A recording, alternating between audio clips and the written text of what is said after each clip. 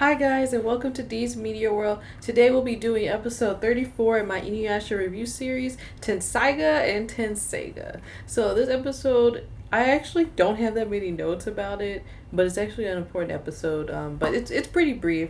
Basically, we meet Totosai, who's the forger of Inuyasha and Sesshomaru's sword. We learn that we already knew this, that Inuyasha has not reached any of the potential of the sword, and that Sesshomaru actually can see it more, and that's why he kind of feels that he deserves the sword because he can see the wind scar. He knows Tensaiga's true potential, and Inuyasha doesn't. And there's a lot of talk in this episode about how Inuyasha basically doesn't know what he's doing, and it's true. It's as much as we love Inuyasha, he really is a character who struggles. Like I think the show does it pretty well, showing how this character kind of can. Who the thing about Inuyasha that can make him likable and unlikable is that what you like about him is that he's a character who actually has to work hard to be good. Like he's not naturally a good fighter. He thinks he's a good fighter, which kind of makes him unlikable to probably some fans, because Inuyasha is so overconfident that to the point of where he's he can be he's cocky without the cause. Like he's overconfident sometimes, but he means well. He's not gonna take any crap from you. That's kind of, I think that's always been Iyasha's best trait, and it really shines in this episode because even though Totosai, Shishomaru, uh, even I think Moroku throws a jab at him in this episode, he still perseveres and's like, you know what? Like he doesn't. I don't have to prove nothing to y'all. Like I'm still gonna defend myself. I mean, if I die, it's gonna be me kicking and screaming. Kind of. He's that kind of guy. I mean, he'll have maybe some dignity if he died a bad death or something like that. But Inuyasha is someone who he isn't gonna take any crap for anybody. He's not gonna run away scared like Totosai would. So that's something that's really great about Inuyasha's character. Um, the other thing was that we learned that Shishomaru has a sword. He has a sword called Tenseiga, and essentially it can heal 100 people in one sweep. And of course, someone like Shishomaru is gonna hate that because he wants to kick butt, right? He doesn't like helping people. He's selfish, I guess. He's a demon. He's a full-fledged, confident. What's the word? Aristocratic is the word they use to describe Shishomaru. Demon. He looks down on other people who are not as strong as him. He's the person who thinks he's the strongest in the world, but at the same time, because he thinks he's the best, he looks down on everybody. So nobody is really on his level. That's kind of what they were getting at, and that probably the purpose of the sword is to kind of humble him more. And obviously, Inuyasha needs Tenseiga, which can kill 100 people in one sweep for many reasons. In any case, just a small notes. Uh, one thing I loved was when Shishomaru smiled. He actually smiled twice in this episode. The first time he smiled was when he when Jokin said that he was like terrifying or something about Totosai. Like Totosai ran off. Like, man, you must have scared them off. And Shishomaru smiles, which is great. And then he smiles again when he kills Jokin, and he tells Jokin, "You're fine, okay? The sword can't kill you," and stuff like that. Which I think was great. What else happened? One thing that's interesting that happened in the last episode. The last episode was mentioned a little bit, and it is that Inuyasha defends Kikyo. Well, no, he doesn't. He defends.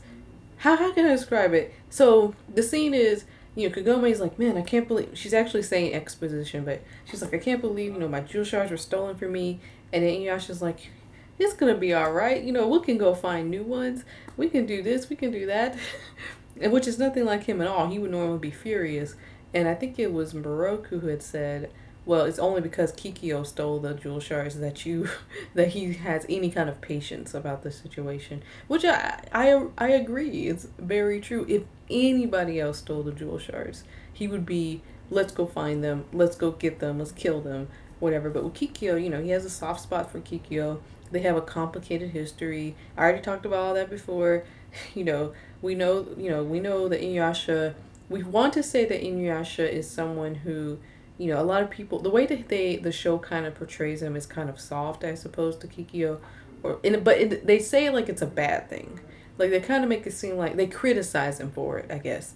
when in reality, it actually makes a lot of sense that he would feel this way. As I'm not going to get into it, this isn't the Kikyo episode, but my point being, it's understandable that Inuyasha has mixed feelings with Kikyo, and not necessarily romantic ones, just we have a mixed, complicated, unhappy history together. And it's kind of interesting to see him sort of being like, well, we'll just find new ones. I'll admit that's definitely out of character for Inuyasha, and I agree with Moroku. I think it's funny that he gets really defensive too when they're like, he thinks that they think he's going soft and on Kikyo and stuff like that. That's just funny to me. Um, let's see. The whole fight with Shishomaru and Inuyasha was interesting. It shows how badly, how bad a fight Inuyasha is, and that the only fights he ever has won has really been on accident. And I think I mentioned this maybe in the last fight, like episode 18 or something, because it's been a while since we've seen Shishomaru. It's been like probably 15 episodes or something like that. It's been a minute since we've seen Shishomaru. And in the last fight he had with him, he won out of luck. And so was the first fight. Like, his rage won. His emotions kind of impact his fighting a lot of times. And his need to protect or whatever. He's one of those characters.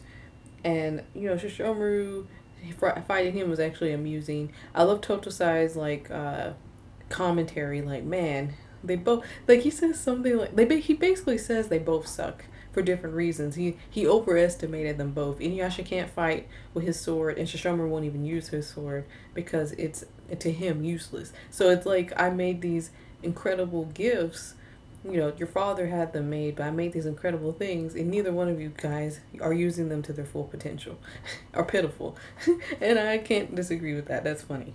I don't know why when Shishomaru says to Totosai that your words, he says something like, your words are no better than a blood vow to me. I don't know why I had to look that up, because I was like, what's a blood vow? That sounds like something I should know. And yeah, blood vow is literally like when kids cut their finger and they're like, oh, let's touch fingers.